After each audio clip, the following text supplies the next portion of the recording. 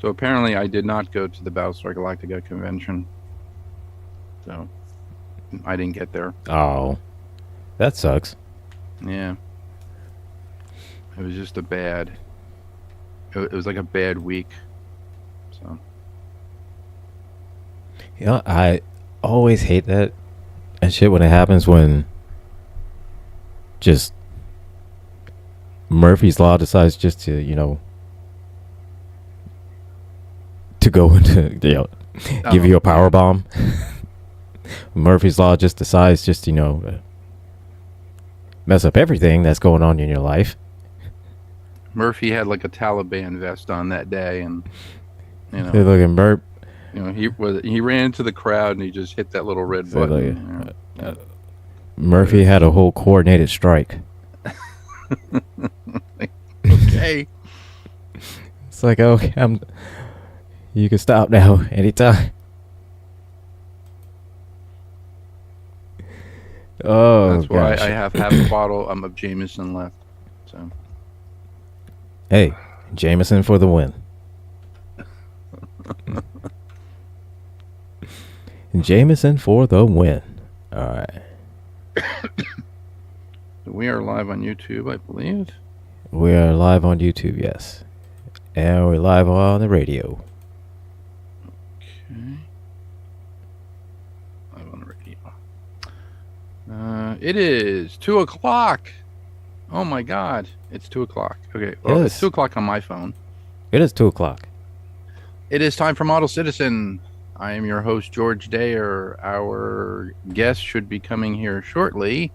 His name is Augie Gonzalez. He is from Interstellar Modeler. I already gave him demerits in our chat for in our Facebook Messenger chat. We were chatting.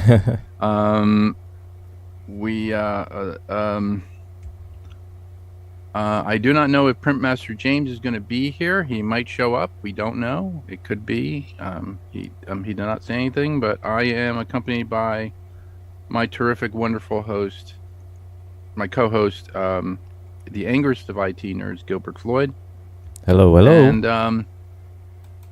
And our sponsors are Tenant Controls, bringing models to light, and AAA Hobbies in Magnolia, New Jersey. If you cannot get to their Magnolia store, or if you cannot get to their store in Magnolia, New Jersey, they do have a website called megahobby.com. So all the models that they sell, in-house, they could just ship them out to you, anywhere in the world.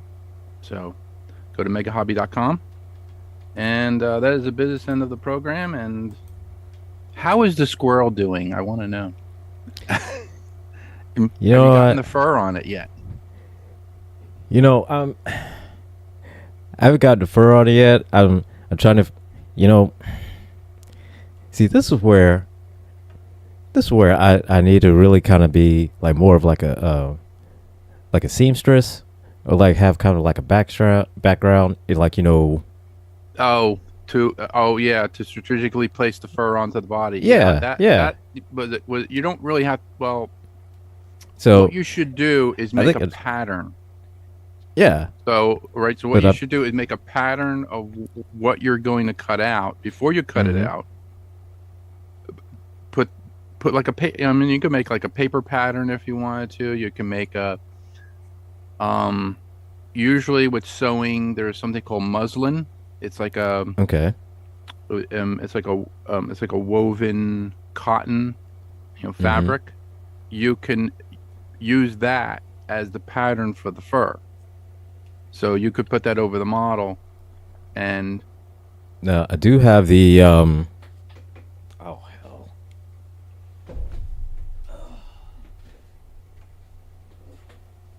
the barge.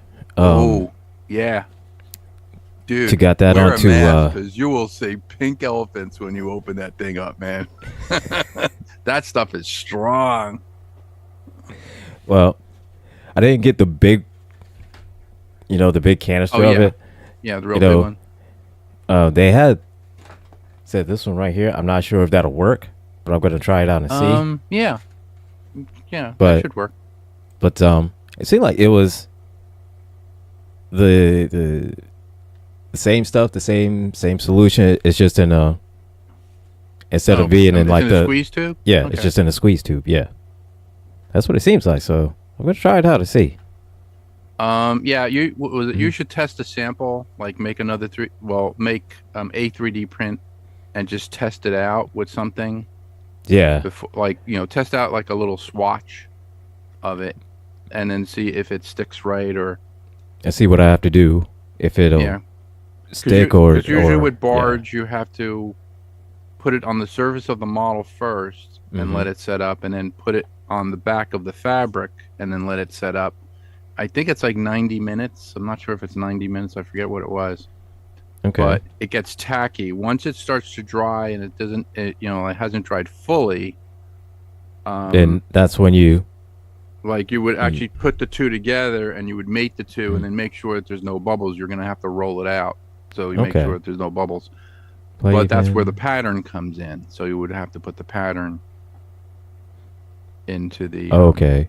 Because yeah, it says here, yeah, allow spread it on both sides. Um, then allow to dry 15 to 20 minutes, and then press together, right. and then allow it to cure overnight. So, Right. Right. all right, simple enough. Because it has to stick. It has to basically work into the fibers of the backing of the cloth you're going to put on if you're going to put cloth Mhm. on, and then it has to work into the like the surface of the plastic. So if you can make like scratches Mm-hmm. with a knife, because you're not really going to see it once you put the fur over it, uh, and Yeah. then you apply the surface. It'll actually have something like to bite into when Mm-hmm. like when it starts to set up in 15 minutes. So, Okay. All but right. once it's on, man, it's on. So, Nice. So, what's gonna end up happening is that once this fur gets put on and it's set and it's cured, and you know, good thing is that it I can I can paint on it, so it'll allow me to paint like even just using like just the same stuff I always use, like the Rust-Oleum or like oh even yeah, Krylon. Yeah. yeah. So I just have to be kind of like really subtle with my spraying Well, because but the thing I would do is use like I guess you can use an enamel, but you can okay, but if you did subtle shading with acrylic, if you made a mistake, you could wipe it mm, off. You could wash it off. yeah. Um, So, we'll see. See what happens. Either way it goes, we'll see what happens. Regardless, Thomas is getting the squirrel with it. He's getting the squirrel.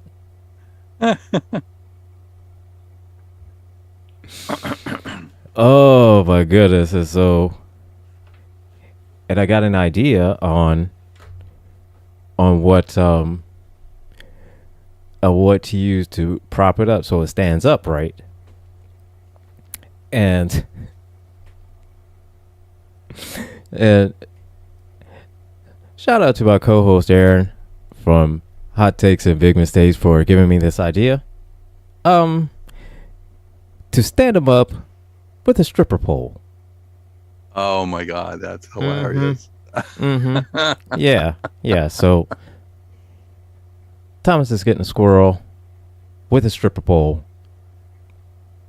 That's happening. That's happening. You could with it if you 3D printed out the stripper pole, you can actually put the Molotow chrome on that, like spray it like gloss black, and then airbrush it with the Molotow chrome. If you're gonna do chrome, if you're gonna do like a brass pole, you would do the Molotow chrome and then use a they make a gold let's see. Augie is coming in now, so Okay. Augie can join now. 'Cause- But you could put like a gold tint on the Chrome, so it'll still show through. well, see, I have a bunch of wooden dowels that I was going to use, and some of a few of them up like really kind of thick, so it's solid, so it holds it up in place, and then spray it from there, and kind of fill it up, and you know what I mean. So, and our guest is here. It's Hey, Augie guys. Gonzalez from Interstellar Modeler. Welcome. Hey, how you Model doing? Citizen, sir. Can you hear me okay? Yes, sir. Yep, We can. absolutely. All right, great. Sorry for being late. Demerits. No. Right. I don't. No, it's all right. So I always say like in Gandalf in Lord of the Rings, a wizard is never late. He's at the time he intended to be here. So you're on the time. You're at the time you intended to be here. That's right. That's right. How you guys doing? Good. Doing well. How you doing? I'm good. Thank you for having me on. Sure, no problem. Yeah. Your friend Lou Damaso says hello. Oh, great. I was on a Zoom with Steve Neal about 2 weeks ago, 3 weeks ago. Yeah. Steve, Steve has like a maker Zoom. Mhm. So it's all these guys, who are either retired or almost dead, and they're all model builders and stuff. Right. And so Lou was on. There was Simon Merckx was on. Steve Dix. I don't know if you know Steve Dix. He's an English comedian. He makes these 8-minute films. Oh, wow. I'm gonna have to send you, the link that's on YouTube to his thing. It's really funny, but it's like a science fiction type thing. But Oh, cool. so we have Augie Gonzalez on the from Interstellar Modeler, which is a fantastic YouTube channel. I caught your YouTube channel early on. I think the first video I watched was the Buck Rogers Marauder. Oh, wow. Yeah. That was from like was that 8 years ago or 11? Yeah, something like that. 8 years ago. Yeah. It's been a while. and I'm like going, okay, I'm hooked on this channel, and I put it in my in my list of channels. Sure. So yeah, thank you very much. Appreciate that. So it's I build models, but I scratch build stuff. So I do sculpting and I do casting and stuff like that. And I'm working on the Rat Bat Spider from Angry Red Planet. I never got the Lunar Models one, so I had to make my own. Yeah. But that cool. It's been 12 years. Yeah.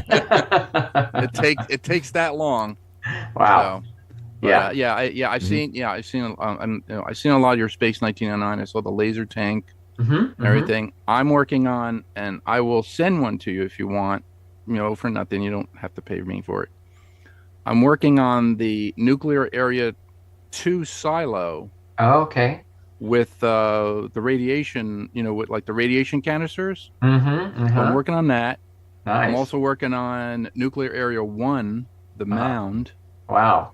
And that's almost done. So I just have to make the mold masters. It takes a while to do that. Yeah. So it's a lot of mold rubber. So and how large is this whole display going to be? The Nuclear Area 2 silo is actually for the 148 scale Eagle. Really? Wow. And then the Nuclear Area 1 mound is for the 172nd scale Eagle. Oh, okay. Nice. So it's hard to sculpt because I'm trying to create that iconic scene from Space 1909 that they never showed in the pilot. Yeah. Of the electrostatic discharge going up to the Eagle and actually exploding it. So for the electrostatic discharge, I was going to use the flexible LED filament. Oh yeah. And then actually sculpt out the actual electricity. Yeah, the bolts of. using clear resin and dryer sheets, spent Wow. dryer sheets. So Yeah. yeah, that's gonna Okay. be so I can do. And I saw that you did the Spock, the Spock with the three-headed snake, and I was like, why Yes. didn't he use the flexible LED filament for the phaser fire? I was like going, that model Right. really deserves that. I was like Right. going, Right. Right. and Right. and I was I mean, I was waiting for it, and I was like, he didn't use it. Yeah. Maybe he didn't like. Maybe he didn't know about it. No, actually, I did not know about it at that point. Okay. In fact, I'm not. They probably were available at the time, but the first I had actually ever seen of that is on at least someone really used it a lot was on that channel Boyle Hobby Time. Have you followed his channel at all? No, I haven't. So he does quite well. Mainly what he does are dioramas, and Okay. a lot of them are scratch built. Some of them he'll combine with models like the Bandai models because they're smaller scale. But he started using a lot of those filaments there, and I was like, wow, that's really the first I'd seen of that, honestly. But yeah, that model would look cool with that filament. Yeah, I was because I was absolutely. The flexible LED filament. It's actually Yeah. dipped in silicon, Mhm. so it's very droopy. Yes, it is. So I said to myself, well, how can we make the beam straighter? Uh-huh. So I found I found a workaround. If you take the polypropylene tube out of a spray bottle, Okay. that is your beam. So it's Oh, actually okay. a little bit straighter. Yeah. The filament actually sits in there. Hmm. It glows. You can actually sand it, so Yeah. you can make the beam, a little bit Translucent. better. And Yeah, then Right. and I said to myself, I just don't have that Spock model. I couldn't get it. Yeah. My brother built, I think, one of the first ones back in the day, Yeah. and I was like, I never got that. And I was like, a three-headed snake. I was like, why would they put a three-headed snake? Like, we never saw the three-headed snake in Star Trek. Right. So a friend of mine actually did out of Sculpey, or out of epoxy sculpt. He did the Horta, so he actually put the Horta where the three-headed snake was. Yeah. Right. And then he, Yeah. but Yeah, my whole thought there was, Spock, that we all know, probably wouldn't be phasering a snake like that, but the mirror universe would be chopping its head off with his phaser and putting it on his wall. So that would be more in line of what he would do. So that's what kind of prompted that whole idea to mold him into the mirror universe. Yeah. So yeah, I had seen the video. You were working with another gentleman, and you were Yeah, going Mark back Fraley, and forth yeah. with yeah. Right. Yeah. Yeah. He's the guy who inspired me to even just try figures because I really wasn't all that interested in painting figures before. But yeah, he kind of inspired me to give that a try, and it's been a lot of fun. Yeah, doing that. Cool. So the one question I usually what you have for for our guests is, who is Augie Gonzalez and how did you get here? Yeah, so I basically had no idea I'd ever start a YouTube channel, but really what got me all started with the process, because like many of us, we were in and out of model building through our lives, through either you're going to school, your career, all these other things, you have kids, all these things. Kids started getting a little older. I started, I have time to do more other things that I can do for myself. And so the thing that I was really wanting to build was that 350 scale Enterprise. When that came out, I really wanted to build that, and I had no idea how to light a model, and it came with this lighting kit, and that's what kind of got me to go onto YouTube and try to find some sources of people who might have some more knowledge than I had, even though I'd been building models on and off throughout that, prior to that, no idea. And so when I tried to look for some advice on YouTube, I just couldn't find any videos that were really worthwhile following. Oh, wow. And but Boyd Crompton, right? Boyd. Boyd. Yeah, he was the guy that I started following, and he had such an easygoing way of teaching things. And he also encouraged you just to try new things you never really had tried before, like lighting. And so that's really where I started to get some inspiration from. And then But because I couldn't find many other channels, most people were making these videos were like speed builds, right? So no narration, just music, and then boom, Oh, they're done. You're like, well, how did you get there? How did you do this? How did you do oh, that? yeah. Hmm. No advice, nothing. So I decided, you know what? I'm going to try and make my own videos as I build this one, and I have enough experience, at least with a lot of things, I could at least pass on what I know. And then that's kind of Yeah. how the whole channel started. So it's been something I've been building models for a long time, but I've always liked to teach people stuff, Hmm. and that's how the channel got started. And here we are now, 13 years later, and all these videos done and 4 million views and some crazy. And it just never really never thought it would have amounted to anything. But I've really enjoyed the process of doing it, and I've heard from so many people from all literally around the world. Wow. Being in touch with people from, gosh, you name it, South Korea, Germany, England, Australia, just all over, either asking me questions or just getting in touch with me to let me know how much they've enjoyed the channel. And it was really cool to hear during the pandemic when a lot of people were just, shut down doing stuff, that they really liked the fact that my videos were out there and they got a lot from them. So it was really cool to hear from people all over. But Yeah. yeah, that's kind of how it all got I mean, your channel is started. very, it's not, um, it's very well thought out, I must say. Thank you. Like the Yeah. videos are well thought out. Hmm. They're like you you do have a flair for teaching Yeah. as you're building.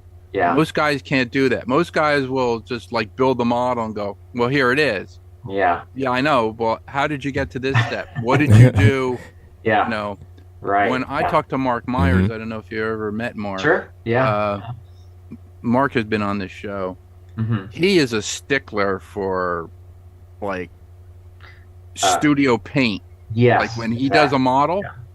because Hmm. I have a Yeah. 39-inch C view that I haven't built yet, Hmm. and he's Hmm. like, "Oh, you got to get this paint," and I'm like, Yeah.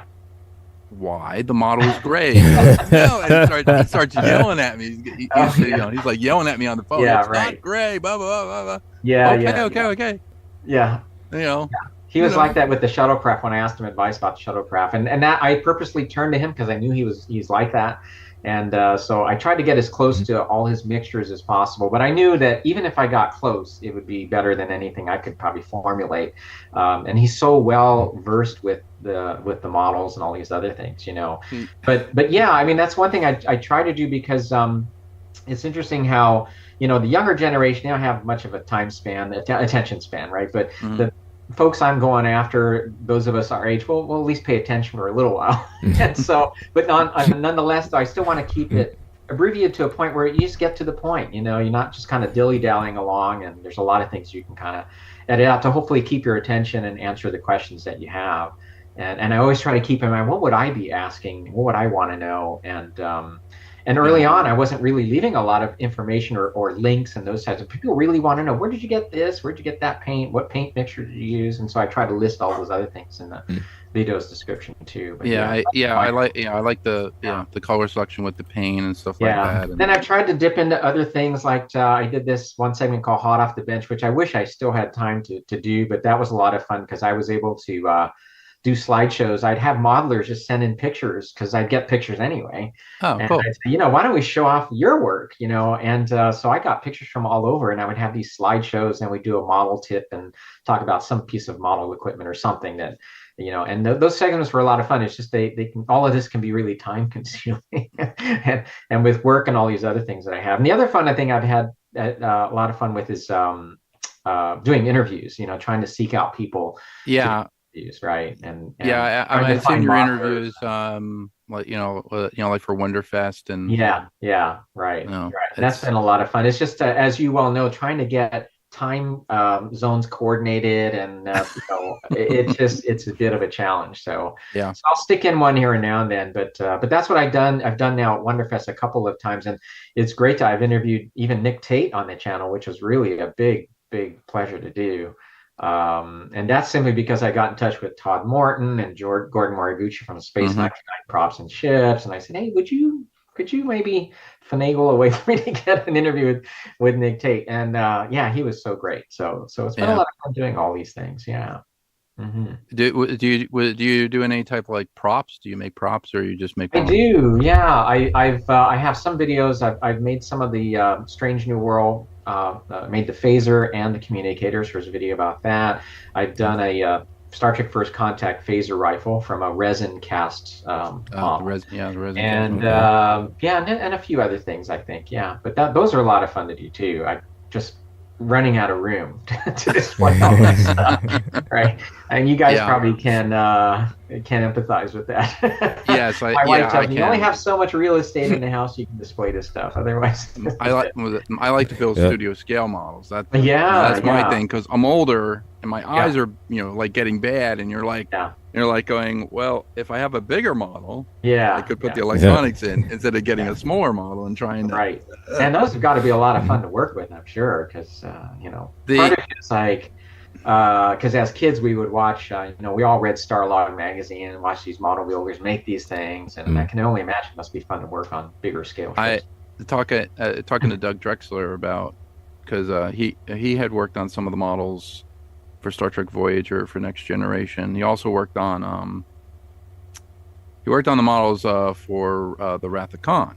Yeah. And I said, well, how big was the Reliant? He said, well, the Reliant was like, it's like 5 feet in diameter. And the way they lit it, at the time, Yeah. because they didn't have LEDs, back in Right. the 80s, Right. they had Mhm. neon tubes. So the entire primary hull saucer section had these interconnecting tubes.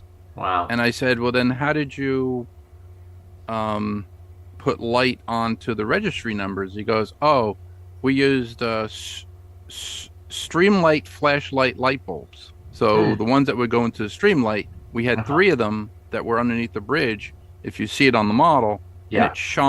it's actually put at an angle, and Yeah. it shines onto the registry number. And Yeah. I was like, oh, okay. Yeah.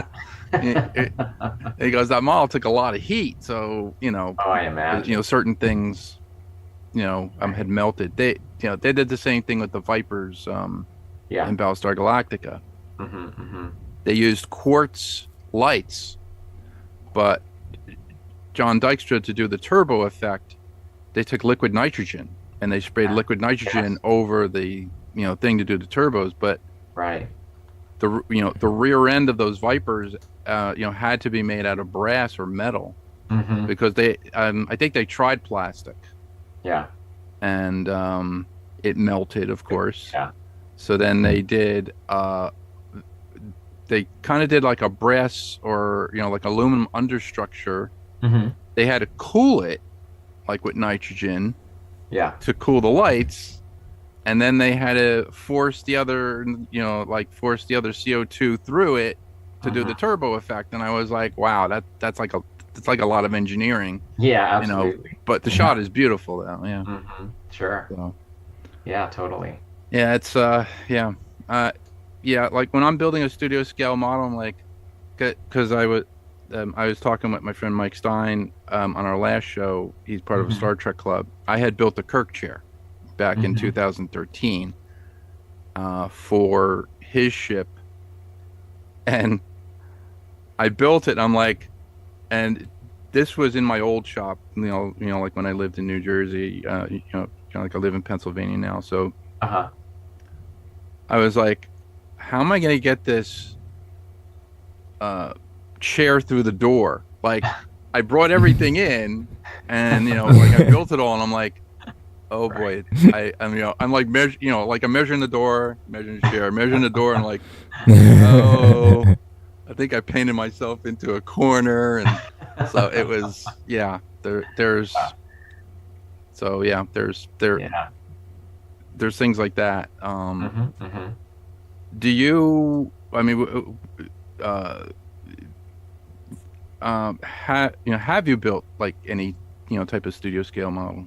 Probably the closest I got was doing that conversion of the Millennium Falcon because that's about 3 feet long, Oh, and so it was all the rage at the time. The Hasbro Millennium oh, Falcon came out. the Hasbro Yeah, model. it was interesting Okay. because it was just a toy with nothing in it. It was just this plastic Millennium Falcon. You couldn't stick action figures, nothing. And but the detail outside wasn't too bad. And So I saw Randy Cooper did his, and then he Oh. started making these resin pieces you could buy from him, and some photo etch pieces. And so I got a hold of one, and and it was really a lot of fun to scratch build some stuff for that as well. But that's probably the closest I've ever gotten is that one. Yeah, yeah.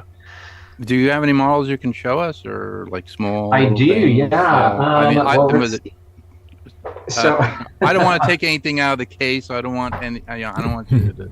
right, right. Well, this is my.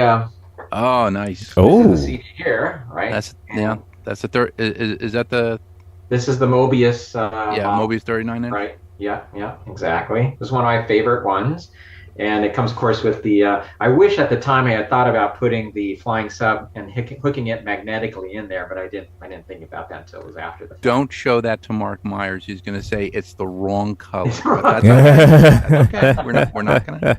Yeah, Mark's no not doubt. on today. Yeah, for sure. One of my favorites is the Battlestar Galactica from Mobius also. And this is one that I have put up. Right? Oh, that's nice. Yeah. And I even put into the back sides of the landing bay, you can actually, if you peered into there, you'd be able to see the mural that they used in the show. Oh, yeah. Cool. Oh. Screenshot of that. Very cool. Yeah. And, but I loved this one a lot because, gosh, all we had was that monogram kit for years, and it just was terrible. And so this is one of my favorite builds here for sure. Yeah, and as you see behind me, I've got a lot of other ones back there. Let's see, I've gotten into doing more dioramas, and this is one I did for Wonderfest not too long ago. And this is a 172 scale model of the shuttlecraft. Oh, yeah. Shuttlecraft. Replicate the scene, with the big creature there ready to pounce on it with a big rock. Nice. And this one's from Cosmic Scale Models. It's a 172 scale model of the shuttlecraft there. Cool. Yeah, and I've combined some of my oil painting skills to create backdrops for some of these. And so this is oil painting on a canvas panel in the back. Yeah. I need to do that when I do. I have a 1/144th scale, C57D saucer. Yeah. And I'm gonna have to do the background. Yeah. I got one that probably will bring back some memories for you here. This is from Saturday morning TV. Oh, yeah. Jason of Star Command. Right. The Seeker? The Space Academy, right? Yeah. The Seeker. Right, the Seeker, exactly. Yeah. Which looks remarkably like Arc 2. Doesn't it? Yeah, exactly. And, I've got props here. Here's a prop this is this one here, of course, the phaser from the cage. Yeah. Right. And cage phaser. Yep. A few others there too.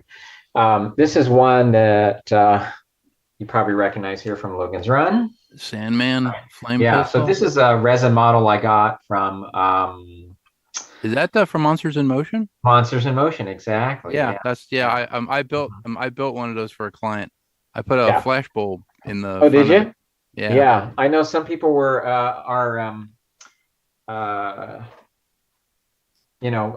ambitious enough to try to put the gas. The metal ones are actually they're like machined aluminum. They're right. I believe they're oxyacetylene or something, or they're acetylene. I think acetylene torches or something like that. Yeah. Right? Yeah, and I've got into 3D printing, of course. So this is Thundar the Barbarian. Oh, that's cool. This is a really nice sculpt done by a guy on CG Trader. He does a lot of these. It's just really remarkable how he really captures the likeness of the characters. So, beautiful. Yeah. Got tons to show you, actually. I've got this is a resin model I found at Wonderfest of the Seaview. And I decided to try my hand at making it look like it's our other host, James Lechner, did one for he did the same thing for the IPMS show. Oh yeah. So yeah, and gosh, I have even more here. I've got this one is of course the Marauder, right? Oh yeah, Marauder from the from Bad Batch. Yeah, And that's right. Yeah. No, that's right. The animated Yeah. series. And then this one here is this is a 3D printed bomber, Oh, cool. and I did this effect using expandable foam and lighting it from underneath there. That's very So, cool. yeah, yeah. I like the I was watching the flying sub. You did the one, I think 1/72nd scale flying sub, but you were trying to sculpt the water. That's That right. is the hardest thing. I was Hardest thing to do. I'm glad he did this video, because if I did it, I'd have to throw it across the room and see how aerodynamic the flying sub could actually be. So, oh yeah. oh my God. Yeah, I might try that again because I have newer techniques on how to sculpt water now, but that was my first time ever trying anything like that. Yeah. So. I tried doing a sculpt for the I have a Zat gun from Stargate. So I had the Stargate the actual gate stand. Oh, okay. For the figures when they came out. Yeah. So I made a mold of that. I still have that mold, so I can make the gate stand. Yeah. And if you put if you take two stands and you glue them together, you have the Stargate. Sure. At that scale. But I made the stand, and I was sculpting out the water to basically hold the Zat gun. So it'd be like, it was, it was like the Event Horizon, coming through and holding the Zat gun. Yeah. It just never came out the way I thought it was going to come out, and I'm like, like it's. Yeah. Yeah. Of course. And then let's see. I've got.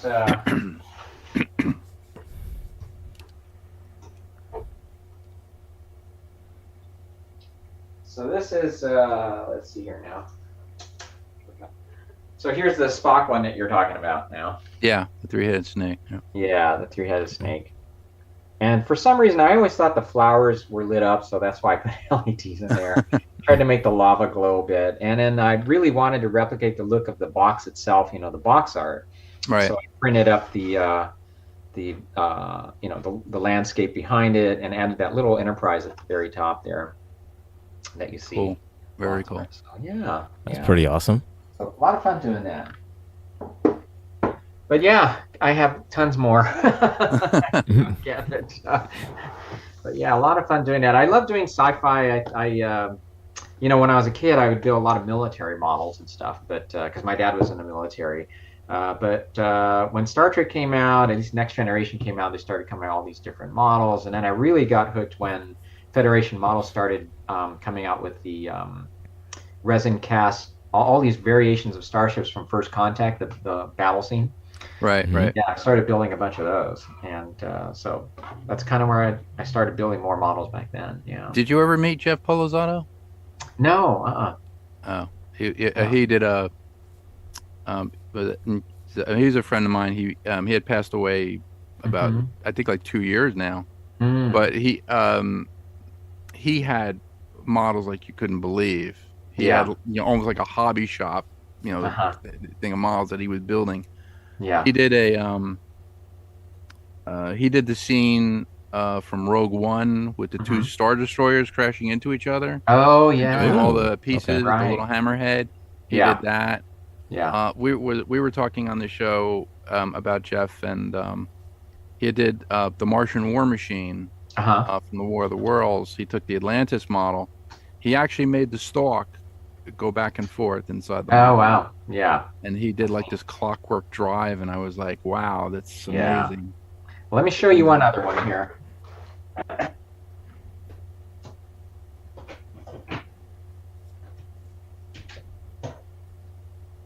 So this was a lot of fun to put together. This is a launch tube from Battlestar. Oh, the launch tube for Yeah. In fact, let me just turn this light off. So, but this is a all 3D printed, and you can see it has. Oh, it has the two-seater. Oh, that's nice. You notice it's a two-seater because I always wondered, when Apollo took Adama down to the planet's surface, how did he fit him in his single-seat Viper, right? So I decided to change it a little bit and give him at least a seat back there to sit in. And yeah, this was really a lot of fun to put together. I found these files. A friend of mine, that same gentleman, Mark Fraley, designed um, the launch railing that it sits on, as well as the background that you see there around that. Right. And then I thought it would be cool to have a mirror, so it looks like there's multiple Vipers sitting there. Yeah, it's like a That's two-way pretty cool. mirror, so Yeah, it does the exactly. persistence And of vision effect. tried to replicate the look that you saw on the TV show. Very With cool. different colors, alternating red and blue. That's really yeah. cool. Thank you. That is awesome. Yeah, thank you. Yeah, beautiful designs on that show. I just love those models. Yeah. So there you go. I told I think it was on the show. I said I went to the Sands Casino in New Jersey in the 80s, and I had seen the original Battlestar Galactica. It was on display because Universal had a tour. Mm-hmm. Yeah. Okay. And it was massive. It was massive. At least 6 feet probably long, like right? yeah, Yeah. at least 6 feet long. Mm-hmm. It was it wasn't lit, but the armature for it was like it had to been like it was like a 2-inch pipe through it just to hold I it. imagine. Yeah. It was, Do you have any idea where that model is at now? Probably a private owner, I guess, huh? Private collector. it's probably it's probably because I know Larson Models. If you know Larson Models, they do a lot of 3D print stuff. But they have studio scale models, so they have a studio scale Enterprise D, which is like $3,900.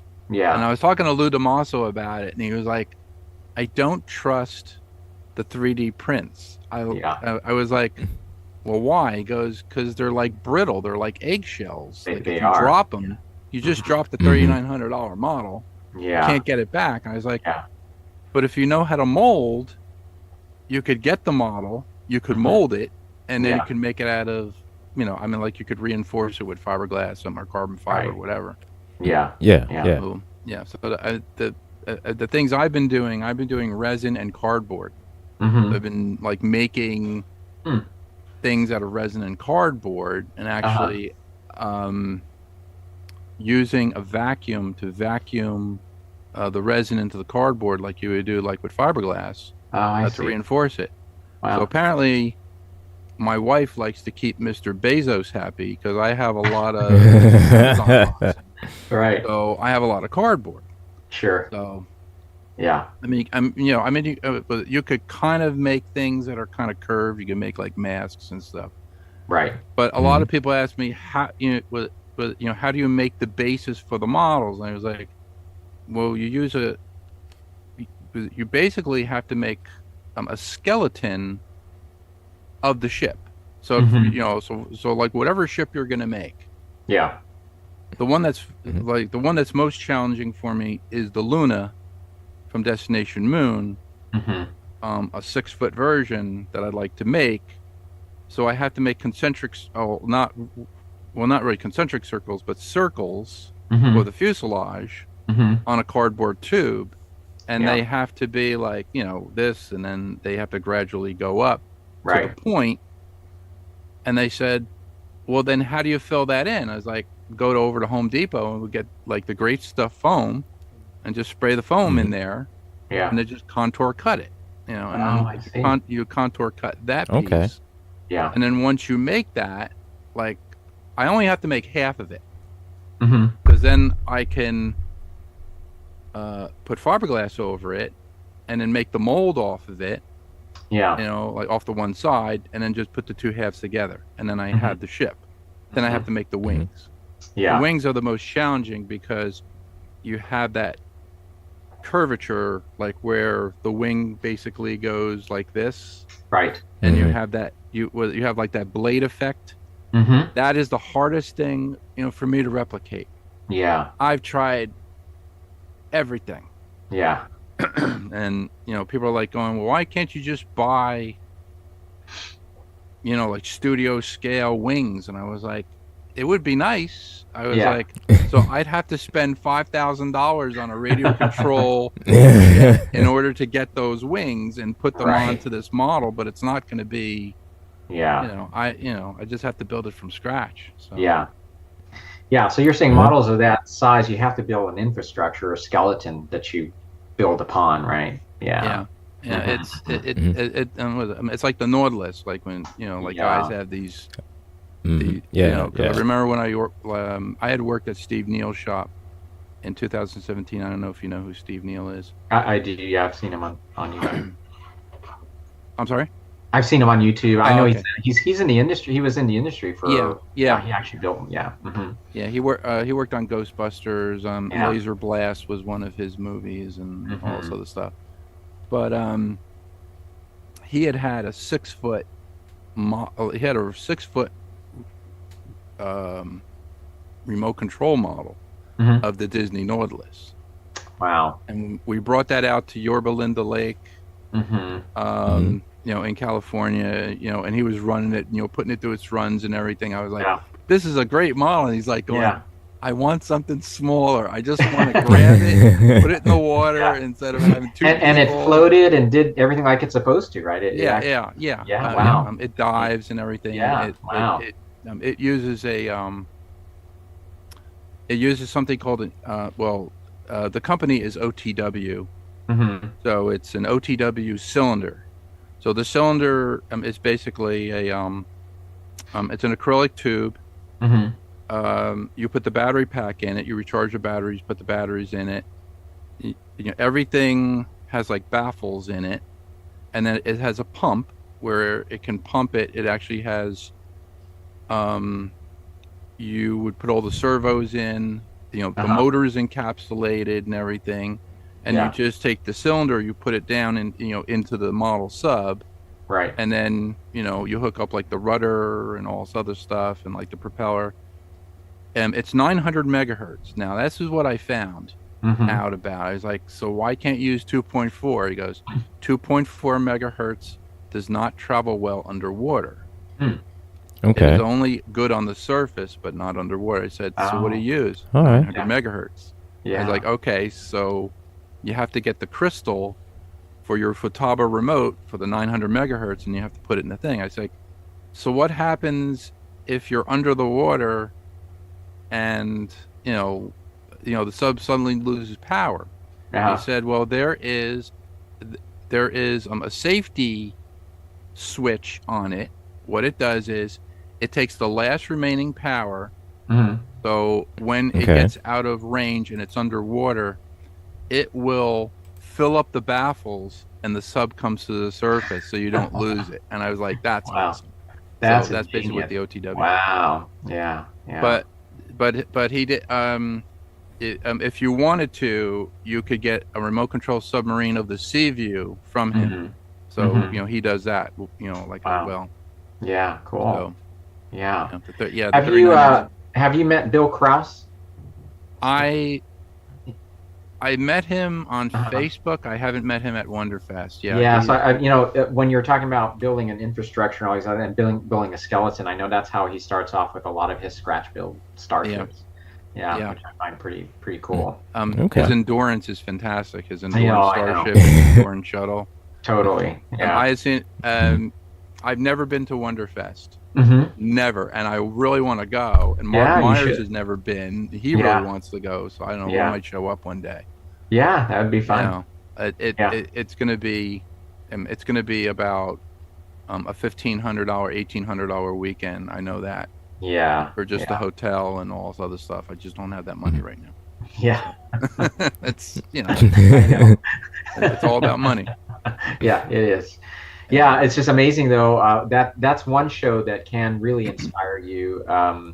It's almost like my year kind of revolves around Wonderfest because I'll do all these projects. We'll come back and show them off at Wonderfest. You start all over again. But whenever I go there, it's just amazing the stuff that shows up because people do things that you're like, wow, I didn't think about that, or just really unique scratch built things that like one guy did a replica of the of I think it was they were filming the Millennium Falcon. It was like they had the studio cameras Oh, and cool. a miniature of Oh, that. And I mean, wow. it's amazing what people come up with. And this last year, they actually had someone brought in a complete replica, a full size replica of the Ark of the Covenant from.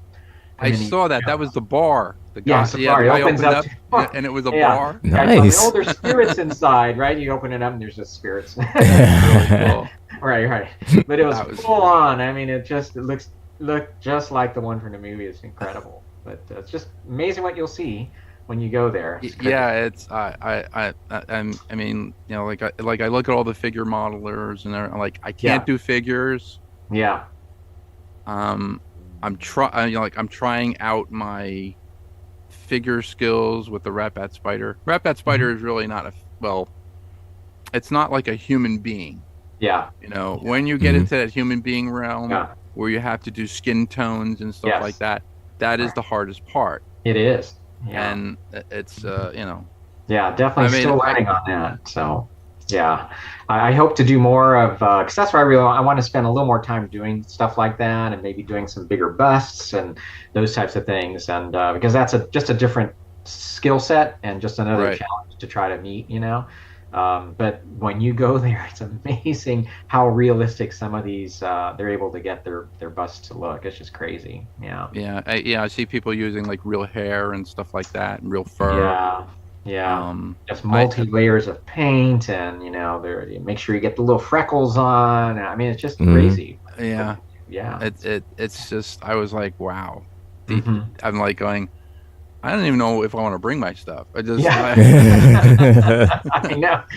know, because when you bring your stuff, you're like, oh yeah, this turned out really good, and you look at all the other things like, man, this is nothing. It's amazing what you see there. Yeah, it's crazy. Yeah, the creativity is just amazing. I did that with the Deadly Creature. I had done the Deadly Creature sculpt for the 39-inch Sea View. Yeah. So like the plankton monster that you see in Lost in Space. So I basically made that. It was a 3-foot sculpture. Yeah. But it was a stand for the 39-inch Sea View. So my friend had the 39-inch Sea View, and he goes, I never win for this thing. Every year I put it in competition. I light it up, and I never win. I said, because it does not have a monster attacking it. Somebody wants to have a monster attacking it. So the next year, I did the Deadly Creature sculpt. Yeah. And I did a PVC skeleton. I did foam. I built up all the foam, and I made the monster. Yeah.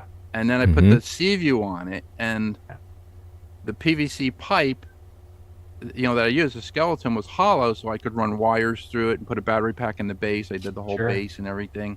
I had it actually holding the flying sub. Yeah. And the flying sub was lit, and it had the two guys, like the two convicts inside, and all this other stuff. And people were like going, "Oh my God, it's got the convicts inside the flying sub. It's got this. It's all lit in there." So I won for the Deadly Creature, and then my friend finally won for the Sea View. Yeah, cool. Yeah, that's pretty cool. That's pretty cool. So. But yeah, we were doing. We had I had done on the show. I said my next sculpt for the 39-inch View is going to be the Leviathan sculpt. I don't know if you've ever seen the episode of Leviathan on Voice of Honesty. It's the one with the scientist with the yellow sweater where he gets real big and he's attacking the Sea View, but he kind of looks like the Wolf Man. He's got the dime store. He got like the dime store fangs. That's the one I have to build for Wonder. Oh, okay. Yeah. If you see that one, that's mine. So,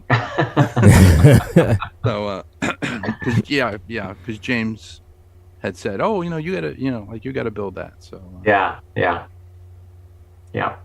So we have 8 minutes left. So how can people find you? They can find the Interstellar Modeler channel. Yeah, Interstellar Modeler channel on YouTube. That's really the easiest way. Okay. And I'm on Facebook too. I have both my page under Augie Gonzalez and under Interstellar Modeler, and also on Instagram. If you look for Interstellar Modeler, I'm there as well. Okay. Yeah. And right, so and I'm currently working on my next project is a 1/72 scale, so a much smaller scale of the Orca from Jaws.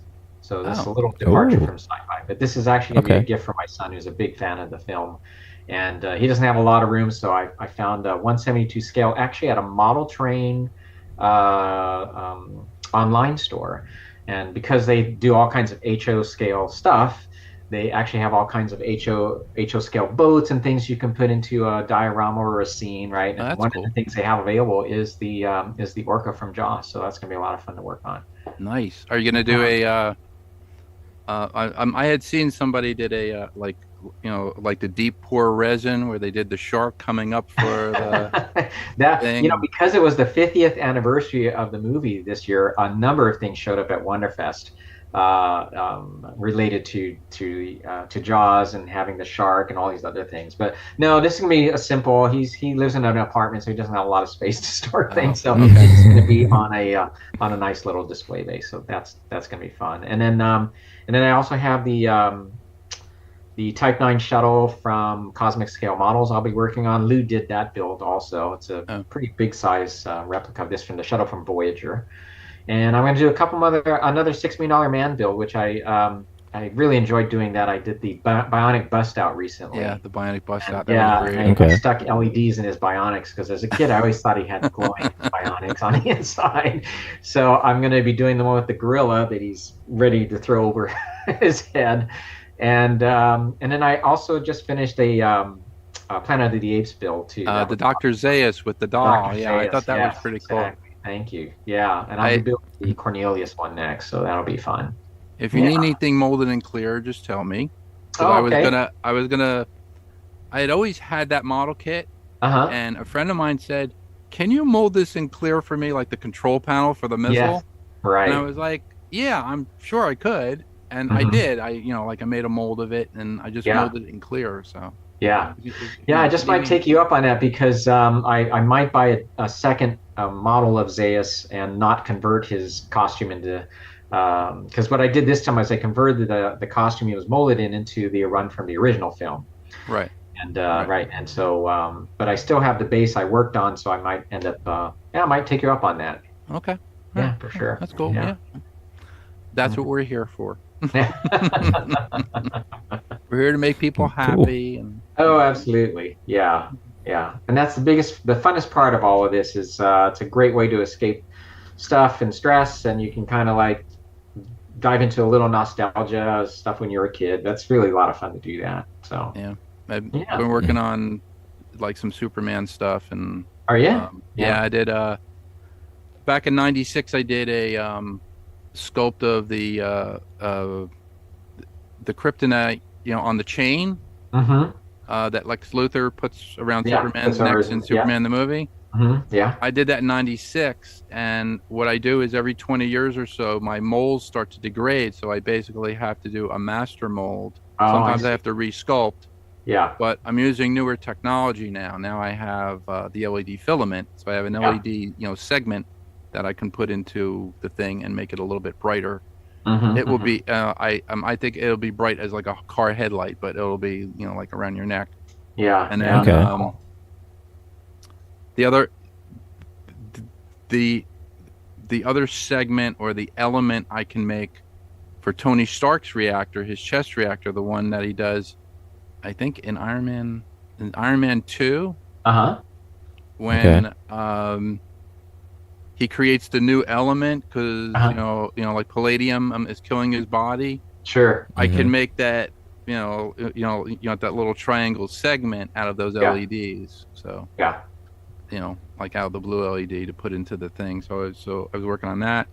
Yeah. I'm working on a million other props and stuff and some costumes. That's neat. I'm Yeah. working on the UFO alien helmet that Oh, are my you? friend Mark Craig had wanted.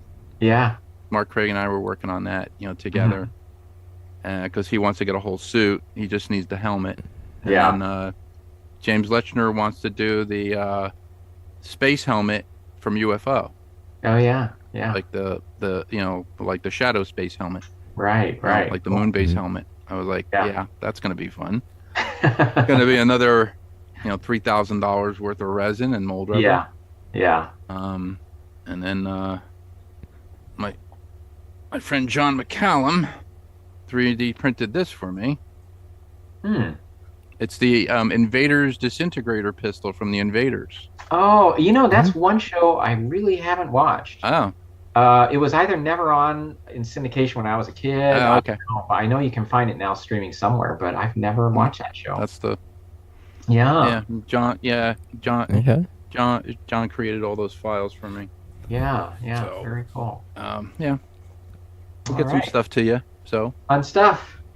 All right. It is 2:58. Okay. I just wanted to thank our guest Augie Gonzalez for being on and showing all of his models, and his channel on YouTube is Interstellar Modeler. Mm-hmm. Please go there, put it as your saved favorite, because I know I have it as a saved favorite. You will learn a lot. You can ask questions. Yeah. He's not afraid to answer questions. Just don't inundate him with with a lot of questions. But anyway, I'd like to also thank our sponsors, Antenna Controls, Ralph Tenaglia, Antenna Controls, bringing models to light, and also AAA Hobbies in Magnolia, New Jersey. If you cannot get to their Magnolia, New Jersey store, they do have a website called megahobby.com. I don't have any other sponsors, so not yet, but we will. Yeah. Well, thank you very much for having me on. This was a pleasure to talk to you with you guys. I really did have a lot of fun. Maybe we can have you on our season finale show. Our season finale show will probably be Memorial Day weekend. So I don't cool. know, or like a day before, or a couple of days before. So yeah, just let me know. All right. Thank you very much for Thanks, you guys. All right. This has been Model Citizen. I'm your host, George Dayer. Printmaster James was not on today. Of course, he missed a terrific show, and I'm going to kill him for that. No, I'm not going to kill him for that. So James is fired. And the next week he'll be rehired. So yeah, there you go. And also, I want to thank my co-host, the angriest of IT nerds, Gilbert Floyd, for keeping everything running. I'm putting up with my BS. Thank you. This has been a model. All right, you guys.